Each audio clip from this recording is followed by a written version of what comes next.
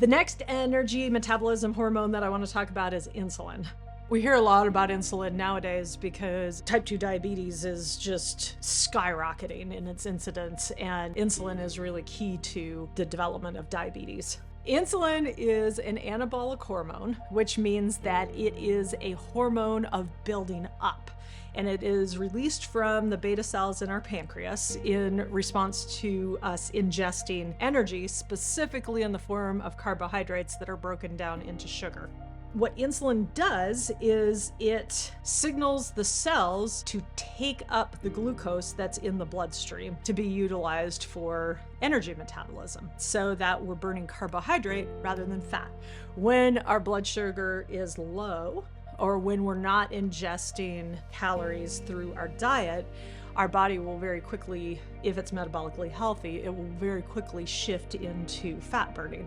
When we ingest carbohydrate and insulin is secreted from the pancreas, it shifts that fuel burning over to burning sugar rather than burning fat. This is one of the key factors in metabolic health, is your ability to switch seamlessly back and forth between burning glucose and burning fat. When our blood sugar rises and insulin is secreted, the first thing that it's going to do is make sure that our muscles are full of glycogen storage. That's there so that when we're exercising or when we're running from danger, if we go into an energy deficit in our whole entire body, we have energy reserves to draw on in our muscles for quick metabolism so that we can make energy to keep the muscles functioning. There is just a finite amount of storage there. It can be trained with athletic training to expand just a little bit, but there's not a whole lot of wiggle room there. So that's the first thing that our body will do with the sugar that's coming in through our diet. Once the glycogen stores are full in our muscles, then it'll move to storing glycogen in our liver. Again, there's a finite amount of storage that can happen in your liver. So then once that's full, the next thing that the body does is it starts packaging the excess sugar with a glycerol. And so you get 3 glycogens and a glycerol makes a triglyceride.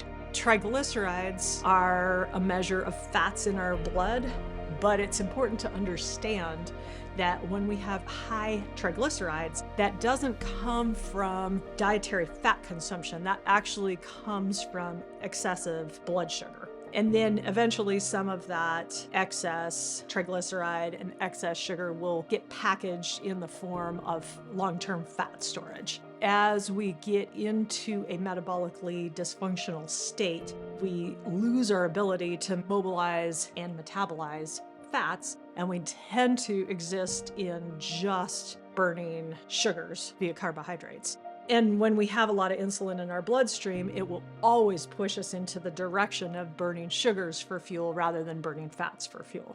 Insulin resistance happens as a result of consistently driving our blood sugar high, over-secreting insulin, dropping our blood sugar into hypoglycemia, eating the wrong foods to stop that cycle, driving it up again, and going through this hyperglycemia, hypoglycemia over and over again throughout the course of the day. And eventually what happens is the cells stop listening to the signal that's being given by the insulin. Our cells can only take up so much glucose before they'll literally explode. So at some point you have the insulin telling the cells, take in sugar, take in sugar, take in sugar. And the cell is going into crisis going, if I take in any more sugar, I'm going to explode. And so what happens? It stops listening to the signal from the insulin. And then you get into a state of insulin resistance. As you enter into insulin resistance, you also enter into leptin resistance. And then you set yourself into this place where your brain thinks it's in starvation when it really isn't in any danger of starvation. The other thing that is important to understand that happens when we run with a chronically elevated high blood sugar is that when our cells are running almost exclusively off of glucose rather than fat, we start to build up high levels of oxidative stress. So what that means is you've probably heard the term free radical. A free radical is basically an unstable molecule. It's lacking an electron, so it bangs into everything else in the cell and it tries to steal electrons. The reason an antioxidant is it's a stable molecule that has an extra electron. And so it's able to say to that free radical that's running around trying to steal electrons, here, have one of mine. I have an extra. You can stop causing destruction around the cell. Because what will happen is as those free radicals go and grab electrons, you get this rolling process of degradation within the cell.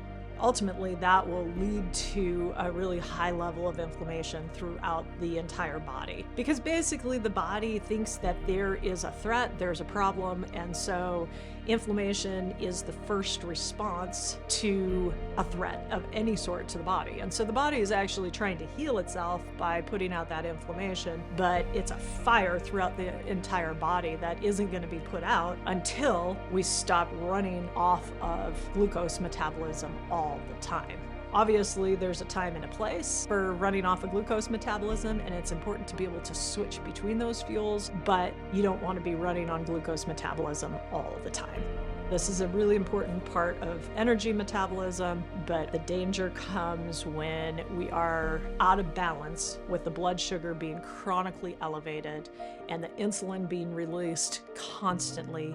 And then we get set up for insulin resistance in the cells, which then, to backtrack, sets us up for leptin resistance as well. So how do we break that? Some of it is obvious, I think, based on that explanation. We change our diet so that our blood sugar comes down to a healthy level. If you're monitoring your blood sugar, if you're already into a state of metabolic disease or type 2 diabetes, and you're doing a finger prick and using a glucometer, or you have a continuous glucose monitor, you may already be aware of what your blood sugar levels are. And so optimally, we want to keep our blood sugar between about 70 and 90. 80 to 100, anywhere in that range is considered a fairly optimal blood sugar. This can be accomplished through diet changes. You can probably guess what the diet changes are. The diet changes are getting rid of sugar and getting rid of simple carbohydrates, increasing protein levels, increasing fat levels. And those sorts of changes will help to bring the blood sugar down to a more optimal range so that your cells can start to listen to the insulin again.